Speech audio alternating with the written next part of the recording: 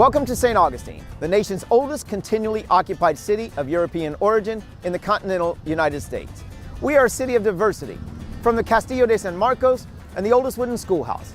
We celebrate what makes St. Augustine special. Different voices, different experiences, and different cultures, all joined together to create a vibrant, inclusive city like no other. During this virtual field trip, we want to challenge you to dream. Dream of the past, dream of the present, and dare to dream of the endless possibilities of tomorrow. All it takes is one small dream to change the world. Travel with us now on a voyage of discovery as we explore historic St. Augustine.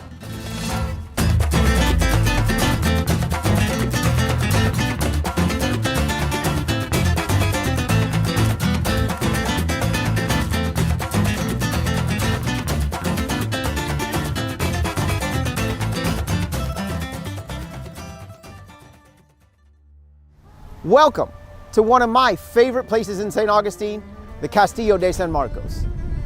Founded in October of 1672, the Castillo is more than 340 years old. My friends, this is the real deal. The Castillo is a remarkable structure. It holds many secrets and has many stories to tell, if only you will listen. Follow us as we explore this truly remarkable national monument. The Spanish arrived in what is today St. Augustine in 1565. After more than 100 years and a series of 9 wooden forts, the Spanish realized they needed a substantial fortification. Construction of the Castillo started on October the 2nd of 1672. It took 23 years to complete. Built of coquina shellstone from nearby Anastasia Island and mortar created from crushed burnt oyster shells, this fort has withstood attack after attack. It has never been taken by an enemy. The Castillo was built for defense of the town and for storage of goods. It was not built as a prison, as many people think.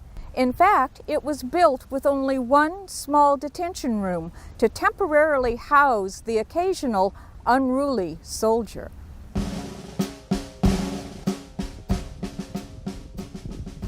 The flag flying over this fort has changed many times through peace treaties. After decades of the Spanish rule, the British took over St. Augustine in 1763 following the First Treaty of Paris. Unlike the Spanish soldiers, who did not live in this fort full time, the British soldiers lived here 24 hours a day, 7 days a week. The British modified the fort, adding windows and second floors in many of the rooms to accommodate the extra men. The British even changed the name of the Castillo to Fort St. Mark. Then, in 1784, the British left and the Spanish returned. But that return was short-lived.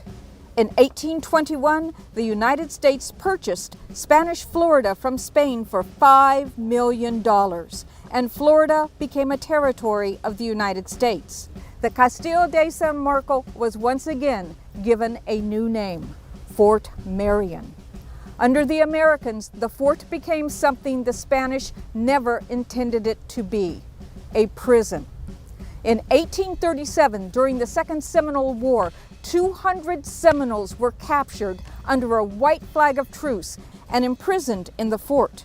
Between 1875 and 1876, leaders from the Cheyenne, Kiowa, Comanche, Arapaho, and Caddo were held captive in the fort. A decade later, more than 500 Apaches were held at Fort Marion. They were later forced onto a reservation in Oklahoma. Fort Marion remained an active military fort until 1933. In that year, the United States National Park Service took over the fort, which was deactivated, and it became a national monument. In 1942, the name was changed back to the Castillo de San Marcos through an act of Congress.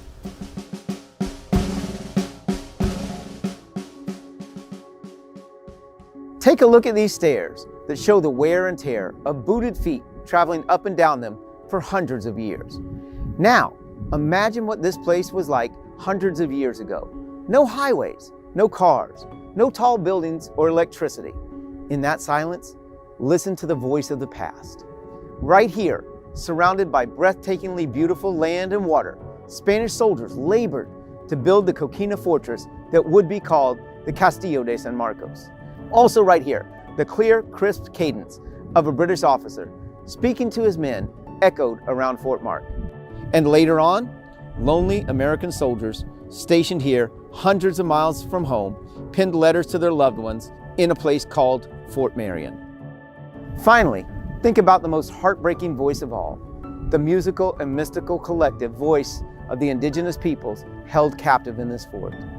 While many tried to silence the voice of the indigenous people, that voice survives to this day through culture, language, traditions, and history. Hear all these voices and know each has a story to tell about this fort, and know you are standing in their footsteps in this very, very special place. The secrets and stories are waiting to be discovered by you in this place we call the Castillo de San Marcos.